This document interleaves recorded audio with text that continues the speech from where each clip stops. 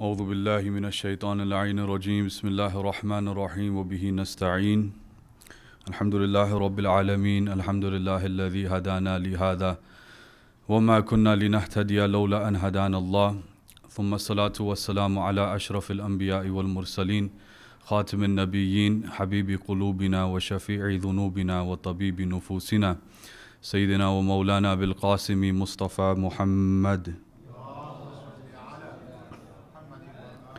وعلى آل بيته الطيبين الطاهرين الحمد لله الذي جعلنا من المتمسكين بولاية مولانا أمير المؤمنين. السلام عليك يا فاطمة الزهراء سيدة النساء العالمين. أما بعد فقد قال الله عز وجل في كتاب المبين وهو أصدق القائلين ولا تقولوا لمن يقتل في سبيل الله أموات بل أحياء ولكن لا تشعرون آمنا بالله صدق الله العلي العظيم. صلوات. Respected Sheikh Haider Jaffer, my elders, my brothers and sisters, Assalamu alaikum jameen wa rahmatullahi wa barakatuh. We pray to Allah subhanahu wa ta'ala that He accepts all of our fast and a'mal in this holy month of Ramadan.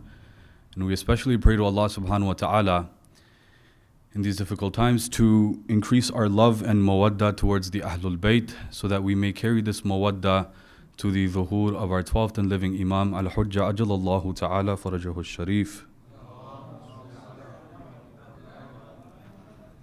Today, inshallah, in these next 2 nights that I have some limited time with my brothers and sisters, we will be discussing the concept of courage and determination through a Quranic lens and aiming to understand what the Islamic perspective on courage and determination is. And inshallah, we'll make sure to keep it in mind that I keep it limited considering that this is after iftar, inshallah. And to discuss this concept, we will aim to analyze Surah Luqman, verse 17. In which Luqman alayhi salam is advising his son with certain principles that require courage and determination. And he's explaining these type of principles as to what is needed to adapt these principles of determination and courage. He says to his son, Ya bunayya aqimus salat wa amr bil ma'roof wa anha anil munkar wasbir ala ma asabak inna dhalika min azm al umur. He says to his son, O son, establish or maintain your salat, enjoin the good, forbid the evil, and be patient for that which befalls upon you. Surely all of these acts require determination and courage. So this is a very interesting verse because when we understand this statement of azmil umur, what does azam mean? The mufassirin of our maktab understand azam to be something that requires your heart to accomplish something.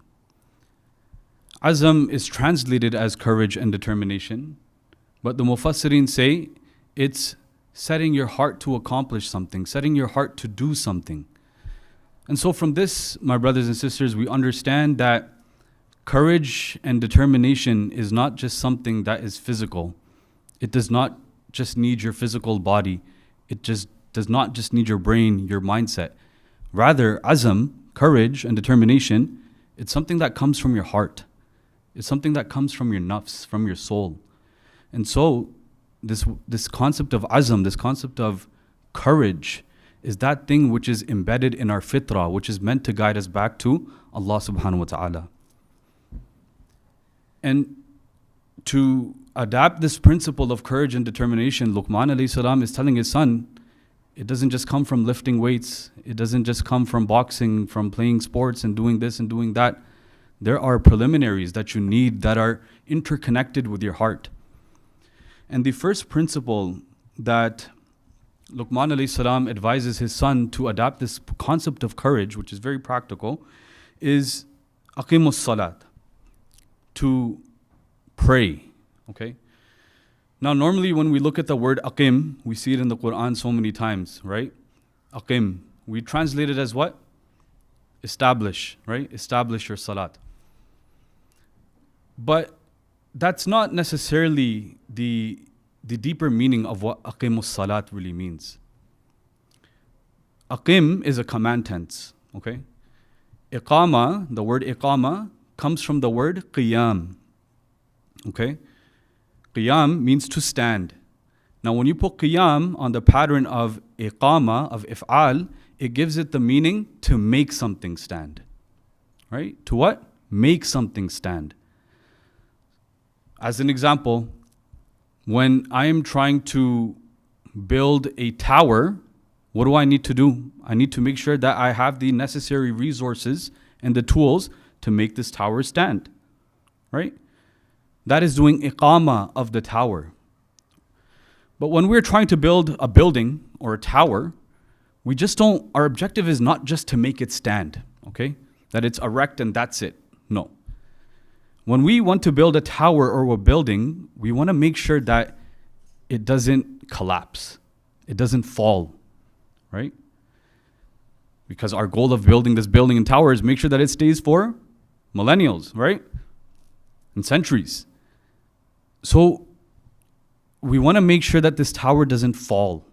And in order to make sure that this tower doesn't fall, we need to make sure that we preserve it. We make sure that we have to sustain this tower. Now, how do we preserve this tower? How do we make sure that it's maintained? Right? Because if it can fall over, we need to make sure it's strengthened.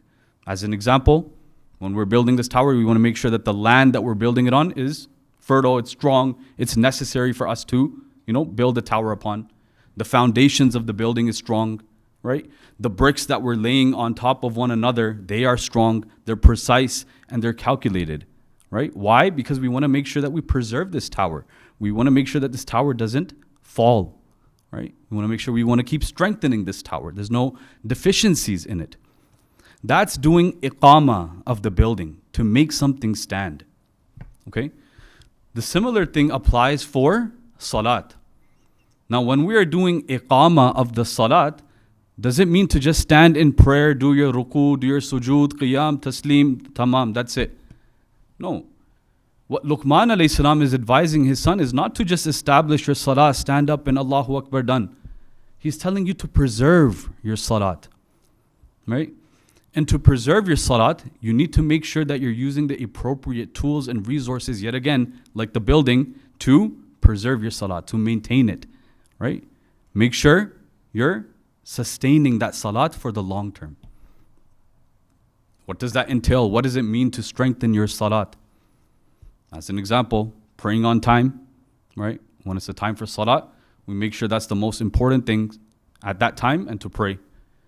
We want to make sure that we're not distracted during our salah with worldly matters, right? We want to make sure we're not rushing our salah where it looks like physical exercise as well, right? Just like the tower, if we rush to build a tower and we're not putting care and attention over it, what's going to happen? That tower is going to fall. It's going to collapse. Same thing is with salah. If you're not putting your attention, your care, right, and hard work towards it to preserve it, the salat is also going to collapse. It's going to fall. Because salat is something that is really fragile. It's something that requires our attention, right? It can be weakened easily. Now the question may come that, Brother Mohsin, salat is just is something that's wajib, right? It's an obligation from Allah subhanahu wa ta'ala, that's it. Doesn't matter if I do it with what intention, if I pray on time, if it's qadha, if I'm distracted. Allah subhanahu wa ta'ala has given me a hukm shara'i in the Quran to pray. And so I'm going to pray. On Yawm al-Qiyamah, when we're resurrected, Allah subhanahu wa ta'ala is going to ask us, did you pray? Like, yeah, Allah, yes, I prayed. I did my 5 obligatory prayers. That's an objection. Now, the way we answer this is, okay, we understand that this is a legal obligation. It's something that's wajib upon us. But then we must also ask the question that, is Islam just limited to to legal rulings? Is Islam just limited to the wajibat, the muharramat? If something is makruh, something is mubah. Is that all what Islam is? Is it purely a legal guideline? To which we object. We say no. The Quran, the Maktab of Ahlul Bayt, teaches completely different things about what hukm shara'i, what legal obligations truly mean. Recite salawat ala Muhammad wa ali Muhammad. I believe it was last year in Ramadan, I gave a lecture, or 2 years ago, about the ghayat of the Quran, the purpose of the Quran. When you flip through the Quran and, when we read through it, our objective in Ramadan is to do a khatam of Quran as well, right? Which is really good. But also reflect over what you're reading. Every time you see like a legal obligation, like aqimus salat, وَأَتُوا الزَّكَاةِ وَصِمْ, to fast, whatever the case might be. Whenever you see a legal obligation, you will always see an ethical obligation with it as well. You will always see some type of spiritual baggage that comes with that command from Allah subhanahu wa ta'ala. Always. Right? Like the example of fasting. Right? When Allah subhanahu wa ta'ala commands us to fast in the Quran, why does He tell us to fast? Is it just to fast, to be hungry, to be thirsty, and that's it? That's all your Sawm is? That's all your fast is? If we keep reading below the verse, at the end it says fast. Why? لَعَلَّكُمْ تَتَّقُونَ. So that you may become mindful, so that you may become God conscious and realize what the actual maqasid of fasting is. When you're giving zakat, why are you giving zakat? لَعَلَّكُمْ تَشْكُرُونَ. So that you may become grateful. Right? Similarly, with salat, what is the ghaya of salat? What is the objective for us praying? What is the ethical obligation and all that spiritual baggage that comes with salat? When we look at the word salat and the way that it's used in the Quran, it's very interesting. Now, why does God use the word salat for prayer in the Quran? In the Arabic language, there's so many different words you can use for the word prayer, right? And the remembrance of Allah subhanahu wa ta'ala. You can use dhikr, you can use dua. There's so many other words you can use for the word prayer. But Allah specifically, whenever He talks about the 5 obligatory prayers, He always used the word salat. Why? And this is where I need your attention. Salat, the word salat comes from the word sila. Sila. Now in Urdu we use sila as finding a way for something, right? In Arabic, the word sila, what the word sila means is a connection, right? Between point A to point B. It's a connection. And so your salat is not just a physical action of going into certain positions and raising your hands, going into sujood. No, rather Allah subhanahu wa ta'ala, when He's giving this commandment, He's telling us, my abd, my servant, I'm calling you, make this connection with me. Flip through the Quran. Seriously, like Allah subhanahu wa ta'ala is giving us so many excuses for us to build a connection with Him. Every time Allah subhanahu wa ta'ala, whenever there's a legal obligation, Allah is calling us towards Him with some ethical obligation, with some spiritual implications. Allah subhanahu wa ta'ala is always calling us towards Him. Remember me and I will remember you. Take 70 steps towards me, I will take 1,000 steps to you, and even more. Allah is calling us towards Him. It is our job to use this wasila, this intermediary of salat, to build that connection with Allah subhanahu wa ta'ala. Recite a salawat ala Muhammad wa ali Muhammad.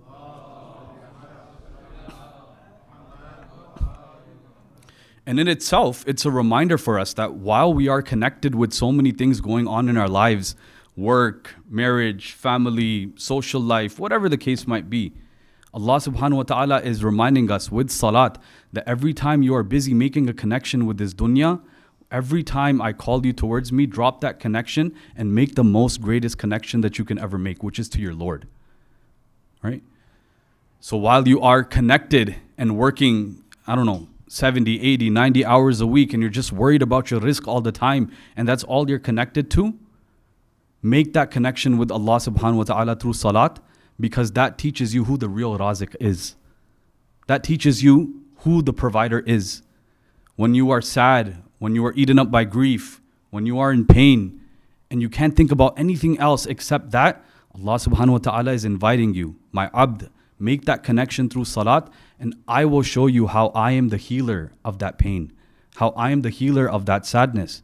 When you are angry, right? When you're frustrated, when you're upset, and you can't think about anything else, the greatest test is to leave that anger and come to make that sila with Allah subhanahu wa ta'ala. Because Allah subhanahu wa ta'ala is showing you that I'm the one that's bringing peace, calmness, and tranquility in your heart. That's the maqsad of salat. It's not a physical exercise. It's not just something we have to do because it is just wajib. What we learn from our a'imma alayhimus salam is that salah is meant to be prayed with khushu'. It is the journey of the mu'min to Allah subhanahu wa ta'ala. It's that connection from point A to point B. Furthermore, that this connection to Allah subhanahu wa ta'ala through salah is very sensitive as well. Right? We said that It's something that needs to be preserved. We need to keep strengthening it. And if we need to keep strengthening something, that means it can be weakened really easily. As an example, right, you need to do some work on your roof, right? Whatever the case might be, you need a ladder, right? Your ladder is your connection between the ground and to your destination, point B, right? Whatever you need to fix, whatever you need to do. Now, if you just bring that ladder and you run towards it and just climb up without thinking about anything, so many things can happen, so many repercussions can happen. What you're going to do before you get on that ladder, or a sane and logical person would do, is that they would inspect that ladder, make sure it's sturdy, make sure it's strong, make sure it's firm, make sure it's not broken, there's not any broken pieces in it. Why? Because if there are, and that ladder destabilizes, not only does that ladder collapse, but you will also get damaged and hurt as well. Correct? That ladder that you're using, we compare it to the connection you're making with Allah subhanahu wa ta'ala. Right? That ladder that is a sila from the ground to wherever up you need to go. The sila to Allah subhanahu wa ta'ala is your salat. That connection, just like the ladder, if it's not strengthened, if it's not sturdy, if it's broken, not only will that connection weaken, but it will also weaken you as a person. Right? You will be damaged as a person. If your connection is weakened, you will be weakened. Why? Because that sila, that connection to Allah subhanahu wa ta'ala, what you are spiritually showing is that I have hope in Allah subhanahu wa ta'ala. He is my hope. That connection I'm making, Allah subhanahu wa ta'ala is the solution for everything. Allah subhanahu wa ta'ala knows me better than I can ever know myself. And so when you weaken that connection, you're weakening yourself because you have now considered Allah subhanahu wa ta'ala not to be a hope for you, and you are putting your hope in other things in the world, which I promise you will really make you dissatisfied at the end of the day. When you cut that connection off between you and Allah subhanahu wa ta'ala, you are ultimately cutting that connection of tawakkul, which we have been commanded to have. Our only hope, our only solution, our only answer to any pain, through any grief, through any tragedy, we must recognize as Allah subhanahu wa ta'ala. But at the same time, if you strengthen that relationship, if you strengthen that connection between Allah subhanahu wa ta'ala, you will realize that it will strengthen you. And we don't necessarily mean physical strength, although it can be that, 100%. You ask Allah subhanahu wa ta'ala to grant you a six-pack, inshallah He will, if you put in the hard work, right? But it will strengthen you the way Luqman alayhi salam is advising his son to be strengthened, to be courageous, which is what? Courageous in iman. To be the most strengthened of believers, right? Because when you are the most strengthened of believers, any hardship that befalls upon you and your hope is Allah subhanahu wa ta'ala, I promise it will not be a hardship. It will be something that gives you ease. Why? Because you know Allah subhanahu wa ta'ala always has a better plan for you. Recite a salawat ala Muhammad wa ala Muhammad. Recite another loud salawat ala Muhammad wa ala Muhammad.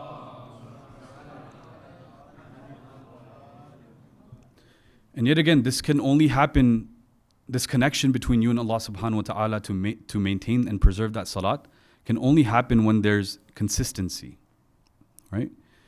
Yet again, anyone who goes to the gym, if you don't go for 2 weeks, the weights that you were lifting so easily, it's going to be very difficult for you to lift after like 2 weeks or 3 weeks, I don't know, right? So just like that, just like improving your physical health, your spiritual health is also dependent on you being consistent with your salat. And it can be very tough, my brothers, I know, right? I've lived in the West, I've grown up in the West, it can be very difficult, right? I experienced school life, university life, professional life, everything. It's because we're so distracted around us, right? The reason why salat requires you to be so determined and courageous is because it's something that can distract you easily. The shaitan whispers in your ear, and those whispers can be very loud. This is why it requires courage, right? As an example, I know a lot of universities, my brothers that go to university, college, high school, sometimes they have public prayer rooms, sometimes they don't, right? And then you might be in between classes, but it's time for salat. And you're like, Ya Allah, I'm in a public place, man. Like, I'm going to be embarrassed. I'm praying in front of all these people. That's embarrassing, right? That in itself is your jihad, right? That in itself is your war that you have to battle within yourself, right? To recognize what is a priority. Because ultimately, when you're saying Allahu Akbar, it's not saying Allah is great.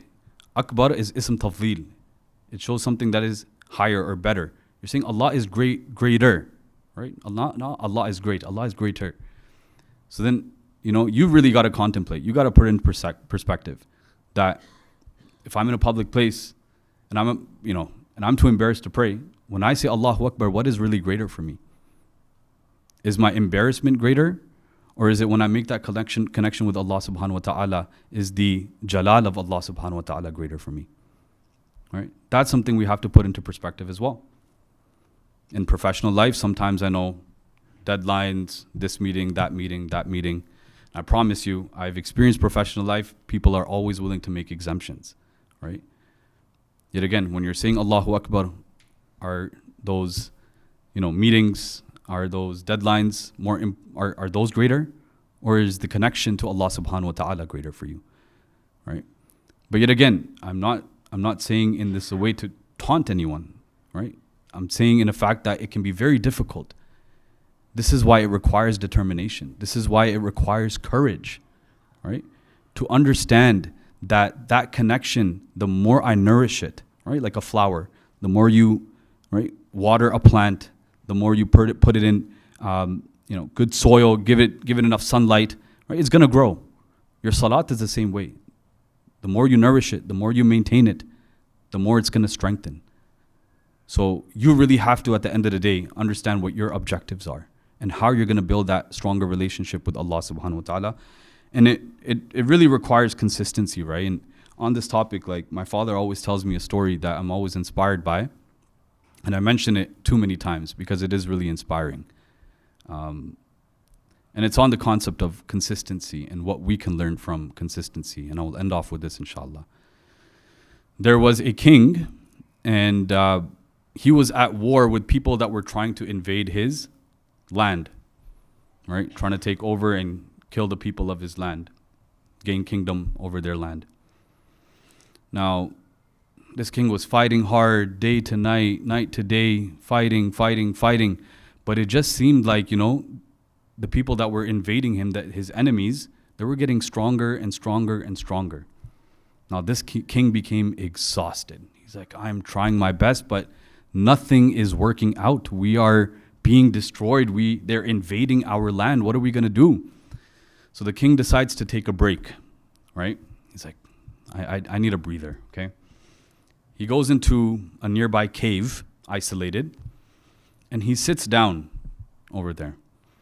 And while he's sitting, he sees like a small pile of dirt, okay?